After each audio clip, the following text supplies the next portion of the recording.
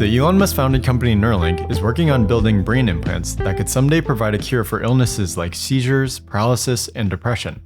But in order to make these implants available for wide release, there are some technical challenges and regulatory hurdles they'll have to overcome. Hi everyone, my name is Ryan Tanaka. Welcome to Neura Pod, a channel about all things related to Neuralink. Here's Elon describing the implant device at the 2020 update presentation. Soon after, he goes on to discuss the team's status with getting FDA approval. And we're making good progress towards clinical studies. I'm excited to announce that we received a breakthrough device designation from the FDA in July, thanks to the hard work of the Neuralink team.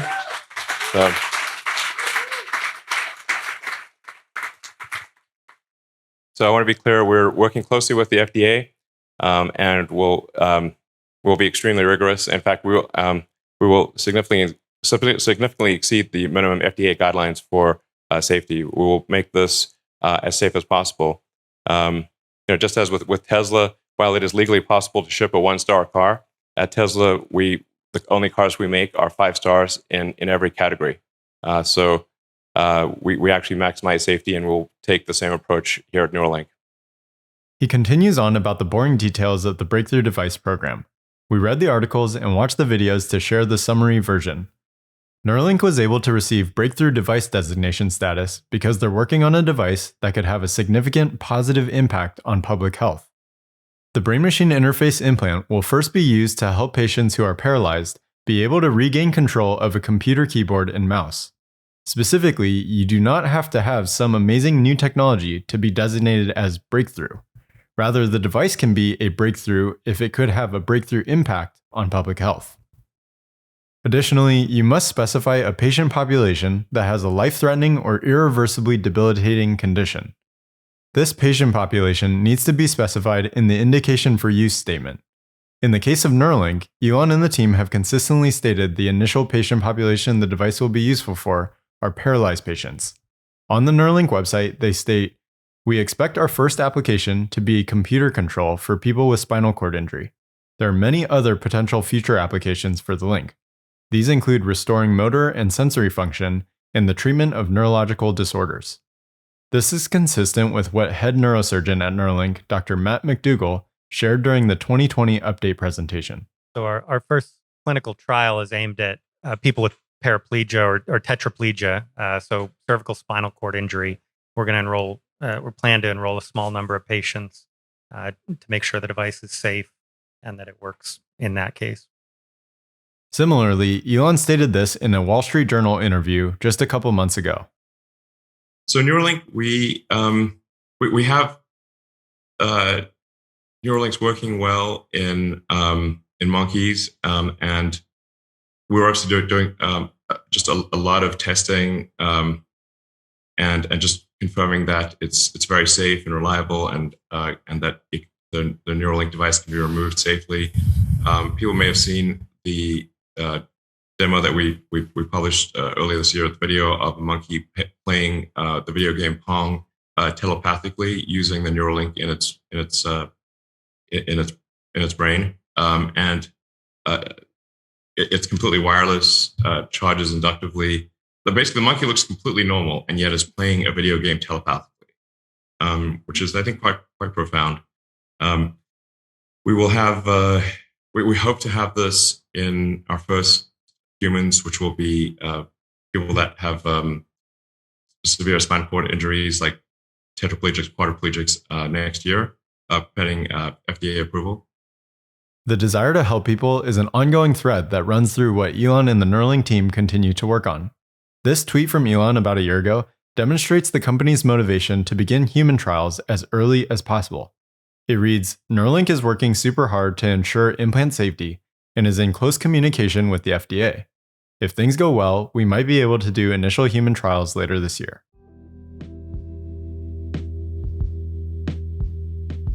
The United States Food and Drug Administration is part of the Department of Health and Human Services. The FDA is responsible for helping to speed innovations that make medical products more effective, safer, and more affordable. They have practices in place to test and verify the safety of medical devices. Since Neuralink is developing an invasive, surgically implanted device, the regulatory process is more stringent than with other less risky devices. The FDA sorts medical devices into 3 classes: Class 1, Class 2, and Class 3. Class 1 devices are considered the least risky and present minimal potential for harm. Class 2 devices are considered to have moderate risk, and Class 3 devices have the highest risk, as they're built to sustain or support life, or implanted. Based on my current understanding, I believe Neuralink's robot, link, and future devices will fall into the Class 3 and Class 2 device categories. For reference, some Class 3 device examples are heart valves, cochlear implants, pacemakers, breast implants, and high-frequency ventilators. Class 2 device examples are things like catheters or contact lenses. Fortunately, this process and these brain implant devices are not entirely new for the FDA. At the end of March 2021, researchers at BrainGate claimed to demonstrate the first human use of a high-bandwidth wireless brain-computer interface. The article reads, "For the first time, BrainGate clinical trial participants with tetraplegia have demonstrated use of an intracortical wireless BCI with an external wireless transmitter. The system is capable of transmitting brain signals at single neuron resolution and in full broadband fidelity without physically tethering the user to a decoding system. The traditional cables are replaced by a small transmitter about 2 inches in its largest dimension and weighing a little over 1.5 ounces. The unit sits on top of a user's head and connects to an electrode array within the brain's motor cortex using the same port used by wired systems." Since the BrainGate research team shares knowledge with a few companies, including Neuralink, and they've already gone through much of the clinical trial process, I would expect Neuralink will be able to progress through the initial phases of the trial relatively quickly. So you may have seen in the initial disclosure side that Mass General has a clinical research support agreement with 3 companies that are relevant in this space, if not more, which includes Neuralink, as you just mentioned, Paradromics, and Synchron. So I'm very fortunate to have the opportunity to interact with them every so often through the hospital, because what we're learning in our BrainGate research, I want them to know. In addition to the prior trials from other groups looked at by the FDA, Neuralink itself has already demonstrated a working wireless brain-machine interface in a monkey. In this clip, Stanford professor Paul Nuyujikin explains the significance of the Neuralink monkey demonstration, where the monkey played the video game Pong telepathically. This is Pager. He's a 9-year-old macaque who had a Neuralink placed in each side of his brain about 6 weeks ago. If you look carefully, you can see that the fur on his head hasn't quite fully grown back yet. Okay, so right out of the gate, there's already a lot being communicated here. What you're seeing is a rhesus macaque monkey, which is a very common animal model in the field. It's the same monkey that I work with in our research group for our animal studies. It's got 100 plus years of history that has contributed to systems neuroscience, and much of what we know about the brain is because of the rhesus macaque. Like Professor Nuyujikin said, it would be practically impossible to tell the monkey had 2 Neuralink implants. Furthermore, most of this type of work requires a wired connection that's visible outside the brain.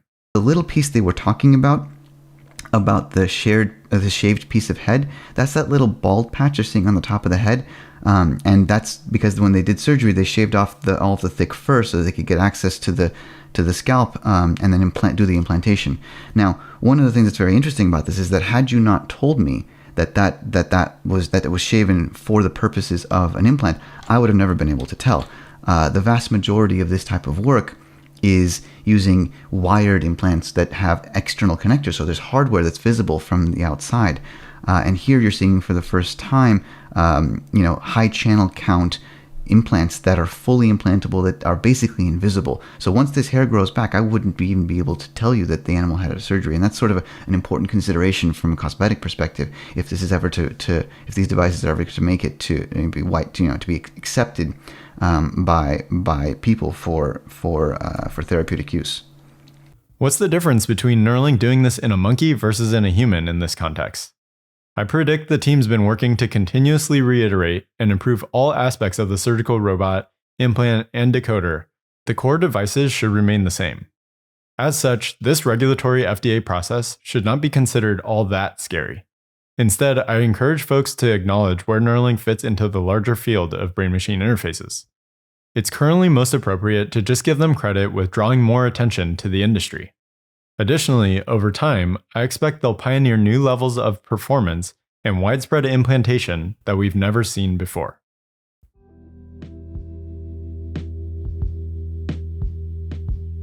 We're going to use a robot with a laser beam to slice part of your cornea.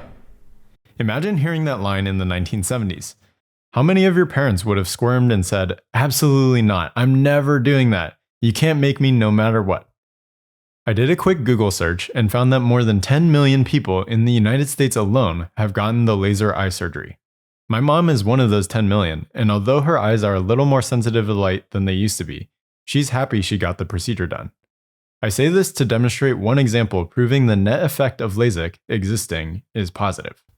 Although there are many people today who are proclaiming they'll never get a Neuralink implant, I suspect if we fast forward a couple decades, many of those same people will change their minds. He also discusses the long-term cost of a Neuralink surgery should come down to a similar cost as LASIK eye surgery.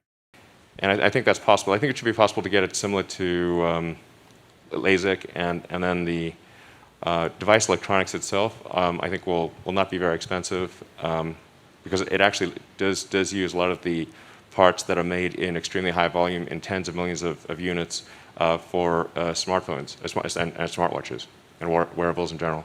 Going back to the regulatory requirements, the FDA only regulates the manufacture and sale of medical devices. It can't regulate the practice of medicine or the surgery, nor can it regulate other aspects of devices such as the cost. For example, with LASIK, the FDA can only regulate components of a LASIK device such as the lasers, but it can't control how the procedure is done on an individual, nor can it control the doctors that are performing the procedure. Likewise, the FDA can't actually regulate the procedures of the Neuralink surgical robot, nor can it regulate other factors such as its operation. I suppose this is a good or bad thing depending on your viewpoint, but a device that gets implanted in your head that can read and write to your brain will eventually also have to deal with tough criticism from society. Like I said before, one of the key parts of the FDA mission is to speed innovations that make medical products more effective, safer, and more affordable. However, it's conceivable that a single injury could slow down the pace of development simply due to social pressure. This is a clip of Tim Marginin talking on the Neural Implant podcast. Tim previously worked for the FDA for more than 16 years in the neurostimulation devices team.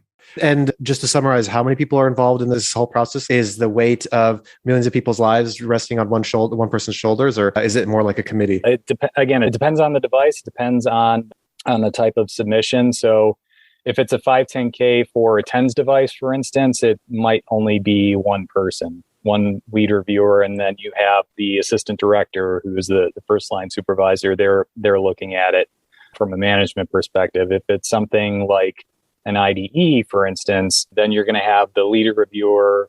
If it's let's say it's for a pivotal study, so you're going to have the lead reviewer, you're going to have a clinician, you're going to have a statistician, as that's the core review team. And then once it goes up through the chain, it's going to go to the assistant director first, and then the division director is going to have, and in most cases, then that final level of sign-off. So that'll be the signature block. For things like de novos or PMAs, it'll go one level higher, up to the Office of Health Technology Director. So it really does depend on what the submission is.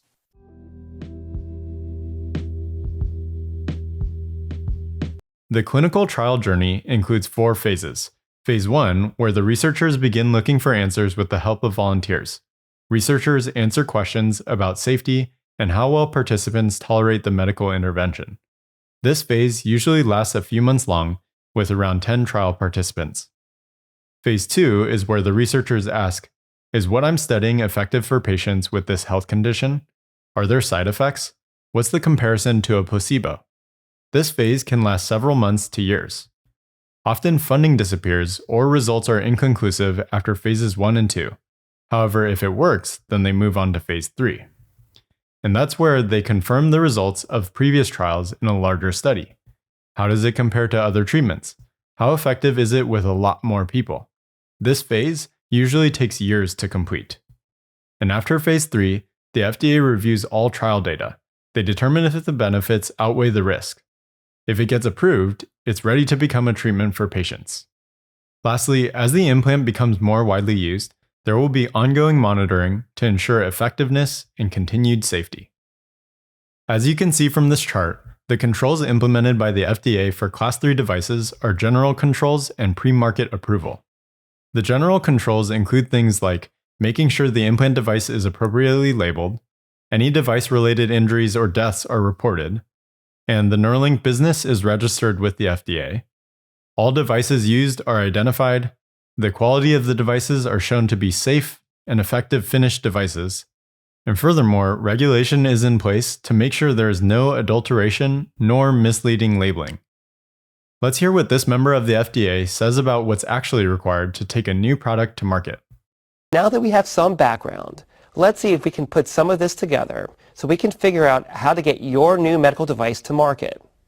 Over the next few slides, I've outlined 5 steps that you can generally follow.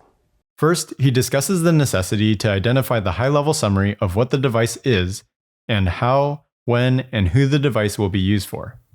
Step 2 is just verifying the medical device is indeed a medical device. Step 3 is determining whether the device is a Class 1, Class 2, or 3 device. And Step 4 is prove the device is safe and effective with scientific evidence. Preclinical, animal, and clinical testing constitutes this evidence. Then Step 5 is preparation of the pre-market submission. Let's take a closer look at the different types of pre-market submissions that you may submit. 5 of the most common types of submissions are investigational device exemption, pre-market notification, pre-market approval application, de novo, or humanitarian device exemption. Of the 5 pre-market submission types here, it appears Neuralink will first be working on an investigational device exemption.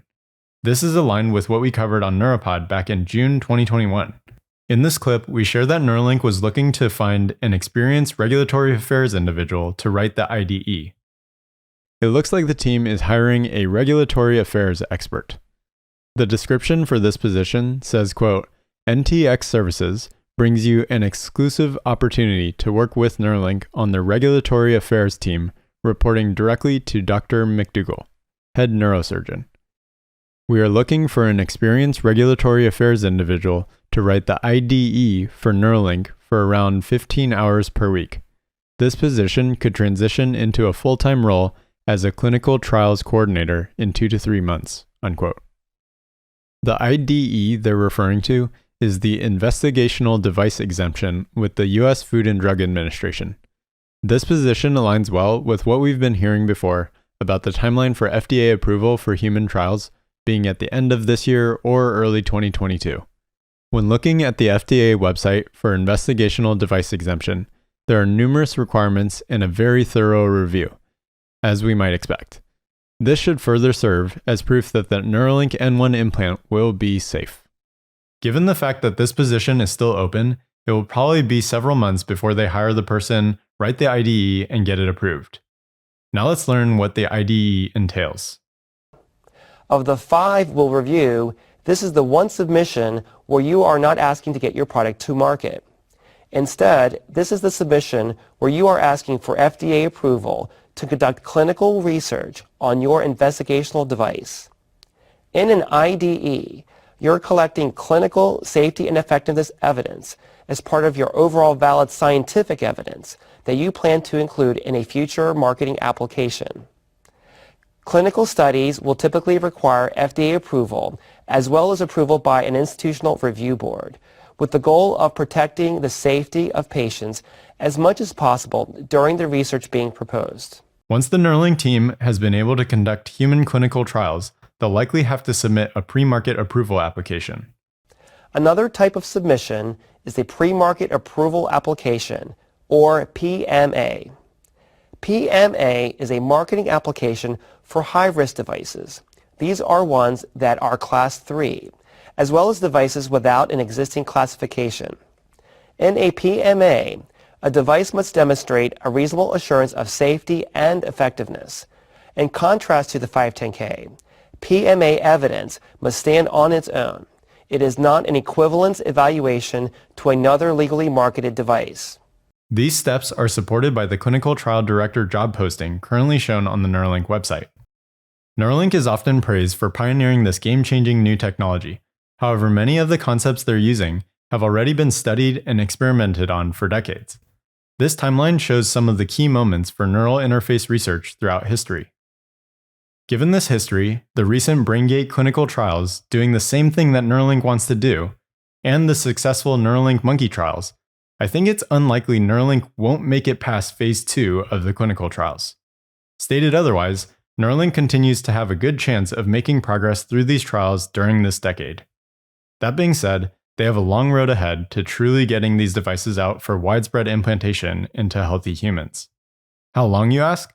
Let's hear what Project Director at Neuralink, Siobhan Zillis, had to say. If you were looking for something that, again, just unequivocally is going to take you to better control of your computers and your digital devices and be your default way of interacting, you're probably looking at 12 to 15 years. Again, pending FDA cycles and various other things like that. But if you're looking for something, I have a sneaking hypothesis that some of the deeper brain implants will be desired by relatively healthy people on a shorter time scale. But again, on the earliest, you're looking at 7 to 10 years plus whatever additional regulatory cycle is required to make it just universally available. But I think the existence proof will exist in 7 to 10 years. Thanks for watching. My name is Ryan Tanaka. Please consider liking the video, subscribing, and even supporting by joining the channel or supporting on Patreon at www.patreon.com/Neura Pod. Thanks again.